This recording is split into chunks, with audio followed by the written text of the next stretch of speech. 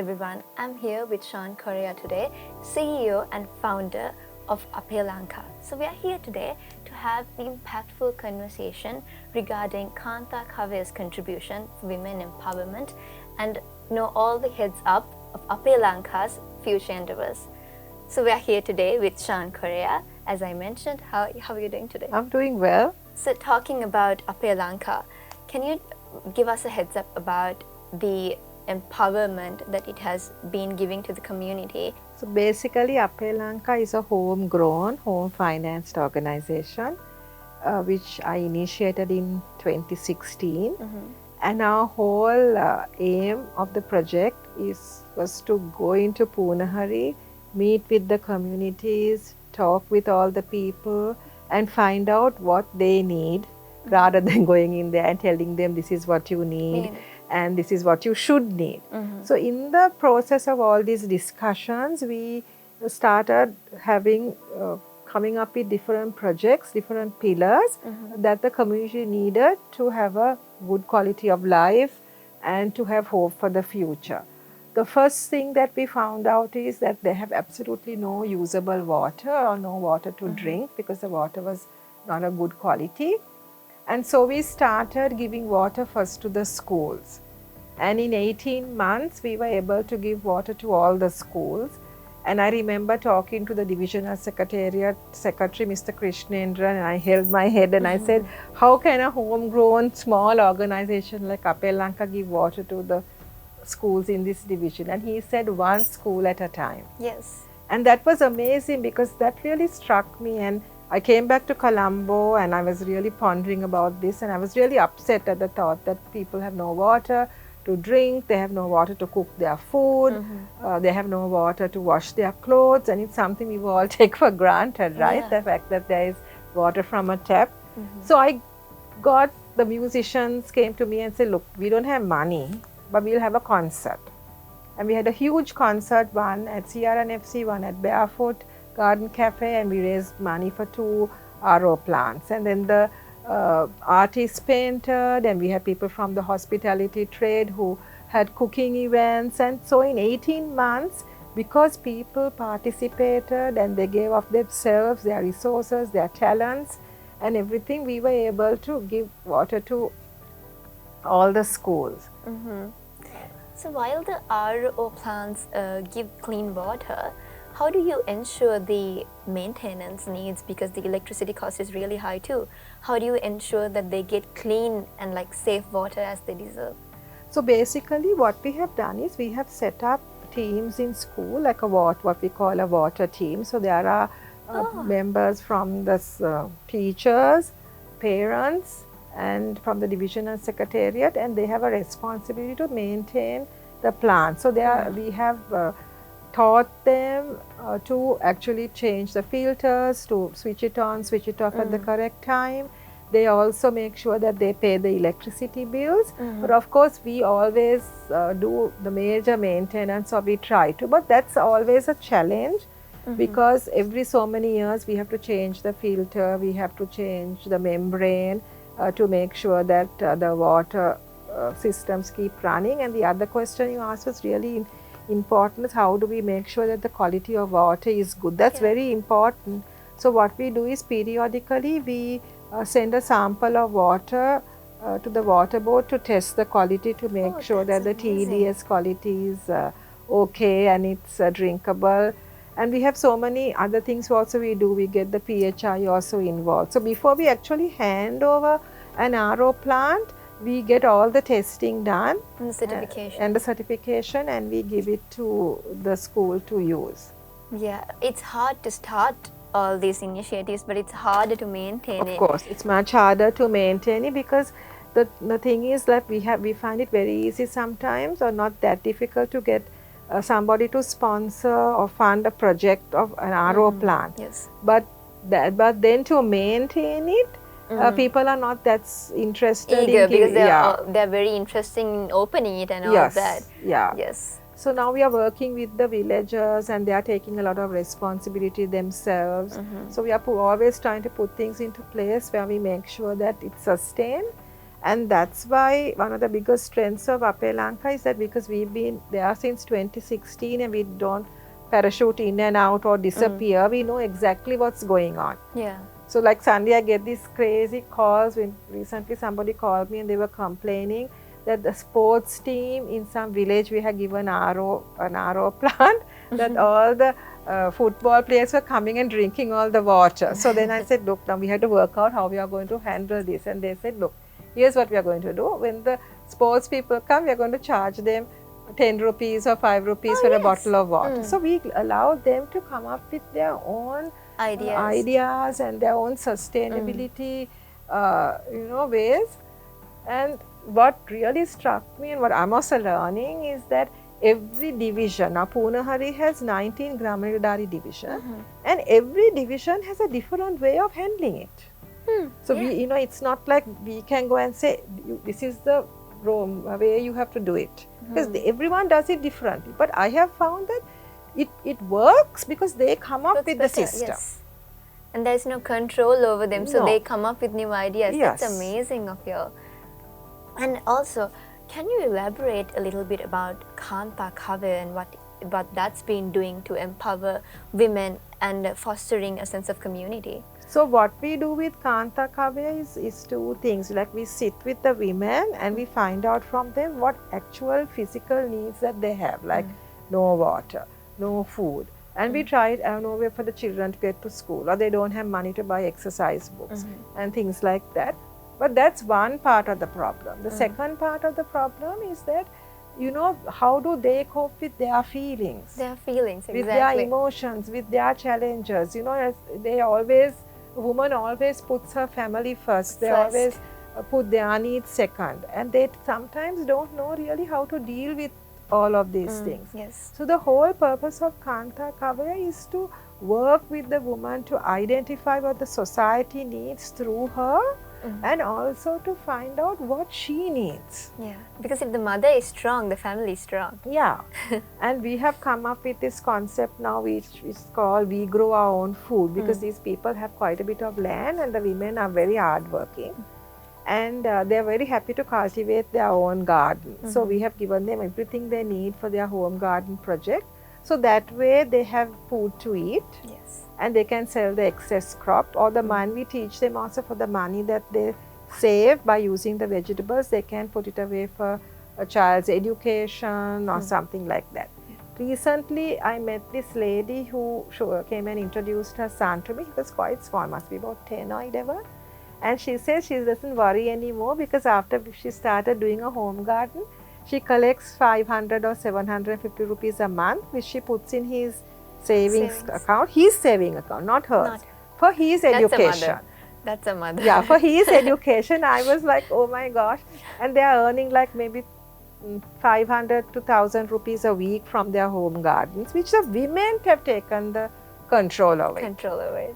And they that's their way they impact their family. So that's one of the things we do with Kanta Kave. But what's also really important is that, when we have these meetings with them, which is maybe once a month or something we are hoping to have, they all come and it's a really nice outing for them. I mean, we are always going, right, for a coffee with our friends, or we want to go and invite some friends home or for a break. And I mean, those people there also. So they really love to come and they play games and they have a nice meal which we give them. Nice.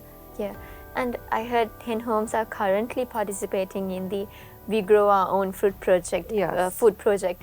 And what are your plans to scale up this program? Because 160 households are known and identified, and how do you scale up? So basically, to scale it up, we need to get funding either from corporates or from some philanthropic guy who wants to help us, or we need to get some grant funding to scale up the project. So we have, when I say identify, people ask me how you have identified it. So basically, we have to first make sure that they have drinking water and they have enough water to actually use for the agriculture, because plants need water. So we select homes where they have their own land, they have their own well, where they are able-bodied people to who can help with the cultivation, and where they have enough land to expand. And then what I suddenly thought was, there's always an issue. We are trying to give a hot meal. Yeah. So I've sort of introduced this concept where I'm saying, listen, you grow your own vegetables. We'll try and give you the rice and the parippu and an egg or something, but you grow your own vegetables. Because in those areas, one of the reasons that people are malnourished and undernourished is it's not always because they have no money. Sometimes it's because they don't know how to eat.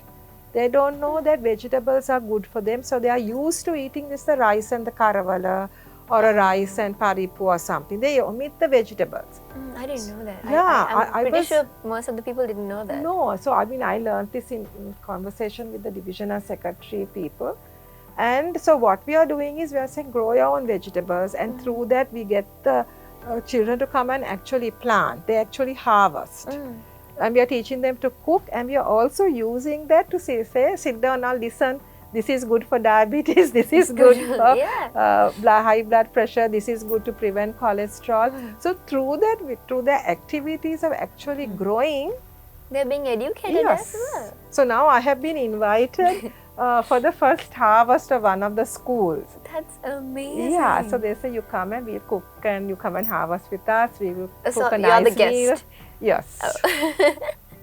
That's amazing. Yeah. And since you mentioned the transportation provided to the children for schooling, you mentioned that. So I heard that you are providing bicycles as a solution for encouraging transport to encourage school attendance, basically. So have you considered any method to children that won't be able to ride a bicycle because physical inabilities or like? Yes, we have considered it, but to be quite honest, we have not come with a solution for that, because so far the challenge of making sure that children have bicycles, the ones who can cycle, is so huge. Yeah, baby steps are always. Yeah. Yes. But there is this the kindergartens in every little village. So for the small children, they can actually walk there to the schools, and their parents also take them, or maybe somebody in the village. So the village life there is very different. If the husband is working, which he is, or he's not around because he's out at sea or something, and the mother can't take them to school because there's a younger child, or for whatever reason, all the ahala-pahala people, the neighbors, always are very supportive. So they kind of take the child to school, the little child, and they bring them back. So that's why it's so important to make sure that they have water in the schools, because sometimes when they walk there, they arrive very thirsty. And they can become dehydrated and things. Yeah. And Appe Lanka also addresses educational disparities and PTSD. Can you share some specific strategies that you have been taken to build confidence and address the needs of children affected by trauma and ongoing trauma? So basically we have a lot of programs where we visit all the schools, or we get school children to come to a particular geographical area from the whole district, and we use art, drama and dancing as a way of finding out first what the issues are. For example, one of the things that we do is we tell them, okay, we get them into different groups, and we tell them you act out or you plan a skit on what happens in your home from 6 o'clock in the evening to 8 o'clock in the night. And then they come and act it out, which gives us a idea or inclination of what actually happens in their house. And we get them to also talk about what's happening in their home. So they won't actually come and let us know what their issues are, so we have to kind of find out. Then we also do that through painting. Person who runs our painting program is an artist, Nelun Haraskama from Ohi Highland. Actually, I'm wearing her sari now. And we have Channa. That's amazing. Yeah. So Channa Ekanayaka. So they sort of teach children to express their emotion through colors. I was fascinated by that. So they would say red is this emotion, blue is this, green is this. And they'll say, okay, you draw your mother, a portrait of your mother's face, your brother's face. And so that when you look at it, you know what emotions are in them, because they have to draw themselves too. One of the things that our counselors do is they share stories about animals, and how there was one thing that really excited me where they talked about an eagle, how an eagle fell down accidentally in another bird's nest, and they didn't have any, were like living like that and had to walk like a chick. Never flew, never hunted. And so this whole story was, you know, wherever you are, whatever circumstances, you have the strength inside of you to fly. Yes. So trust yourself, believe in yourself. Know that you are worthwhile, you are important to your family, to your village, to your country, to your society. You are fearfully and wonderfully made. So, you know, rise up and fly. Yeah. So, and this is the platform for you are giving them a platform for that, and it's actually a pleasure to be talking to you, and like all these beautiful things said and done to them, and it's an honor. Yeah, and sometimes I feel really pleased, because recently I knew from 2 or 3 of the schools that children had got into university, and they came and thanked us and said that, you know, how we have given them the bicycles and the school books. I mean, I was really upset, because there are 7,500 children living, students in Punahari, and some of them don't go to school because they don't have a set of exercise books. So this last year we were able to give 2,750 sets of exercise books. So my dream is at the end of this year, we'll be able to give all the children exercise books. And they're really nice people, because when we were discussing with the education, zonal education and the principals, what should go in a pack, and I was like so excited. I said, okay, we'll try and give the books, we'll try and give color pencils and everything, pencils and pens, and they said no. Just give only the exercise books, because it's necessary for the parents also to contribute something, like the pens and the pencils and the erasers, and they said those things they can do. It's better to use that money and give another child a set of exercise. Yes. So I said, you know, I was really, really pleased of the way they think. So I said, fine, you know, we'll thinking do it that about way. all of them without yeah. That is nice. Also, beyond the pilot project, what is Appe Lanka's long-term vision? Any future goals that you have in mind too? I'm pretty sure you have goals because you're taking baby steps and you're here from 2016. Please tell us a bit. So basically what I'm trying to do here is make Punahari a template or a pilot project, a blueprint, where we are saying, look, here's this area. This is what we have done as Sri Lankans. It's a homegrown home finance project. This is what we have done. And let's take this whole model and replicate it in other areas. Because if we all get together and we work hard and use our talents, our abilities, our resources and everything we are blessed with to develop an area like this that was devastated by the war, that was forgotten by everybody, and develop it, then we can do it in other areas as well. And what a beautiful Appe Lanka we'll have. Exactly. What a beautiful Appe Lanka we would have. Yeah. So it's not something that's you are not incapable of doing it, and it's not impossible. You showed it, and so maybe we should continue it from now onwards. Yeah. And people who are watching this would realize how much of a waste we make sometimes by wasting water. See, as you said, resources and all, and it's actually a good lesson for us as well. Because everyone can contribute. You know, you don't only have to contribute money. Money is, of course, we need to. You can do what these artists did. They use their talent of a painting by selling it and raising money. I mean, these musicians having a concert, and people, you know, like Taru Villas and all these organized hotels saying, look, we'll give you 2 rooms, auction it. That's what they can give. Just as you can. Give as you can. Yes. Care to dare. Yes. Does Appe Lanka offer option? Because I am pretty sure there are dynamic individuals who would love to, who are not earning yet, but who would love to volunteer to like help on something, maybe distribution processes. Is there like a volunteer program? Yes, Appe Lanka works very much on with a lot of volunteers, and any type of volunteering that people have through any one of our core projects, which is the safe water, the home gardens, the bicycles, uh, the Kanta Kavaya program, all of those things people can get involved in. And the most important is, they can come up with their own pillar as well. They can think, okay, shall we do this? Because it's all about coming up with new concepts and new ideas. So when you go there and you talk to the people and you see what the issues are, we come up with new things that they need, and we try to bring it to reality, bring it to fruition. So basically, the other thing is that I always believe that people must do something from their heart, because that's what they want to do. So it's good if people talk to me, because I can tell them this is what we are doing. And sometimes people are so upset that children have no water. They are for the water school project. Others may think, oh my gosh, there's land to cultivate.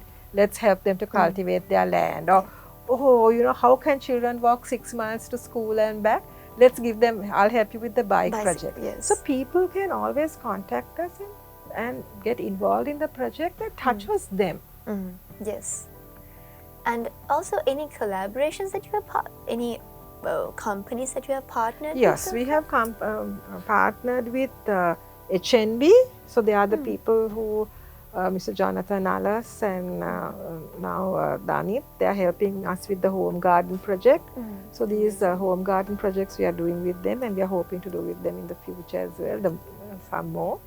And we partnered with Sunshine Holdings, who has actually financed, I think 7 or 8 RO plants in 8 villages. So that's like giving, each plant gives enough safe water for cooking, cleaning, washing for 300 plus families. So that's a huge plant that we did, 5 plants we did with Sunshine Holdings. And then we have the Rotary clubs and various organizations like that who also support us. I think last year the yacht club, they had a endurance Appe Lanka trophy where all the people got on their sailboats and they sailed on Bodgolda Lake and raised enough money to give one school in Pachiyapali safe water. Oh, that's amazing. And it's really, it's heartbreaking to hear that schools are not provided with safe water to begin with. Yeah. Because now it's not actually, it's not a privilege, it's a need. It's a need. So when if you picture it, like you think of this child leaving home, there's no drinkable water at home oftentimes. Then they have to walk to school in the sun or the rain. Now it's raining. And then they get to school, that there is no water. I mean, but the government does supply water through Bowsers. Oh. They give water through Bowsers. So there are collection points where the Bowsers. But it's not enough? Sometimes it doesn't happen very frequently because it is very rural and it rains and it's not motorable. So they are also very supportive of us. The divisional secretariat is very supportive of us because it's a way they know then we are helping them in this whole water disbursement story.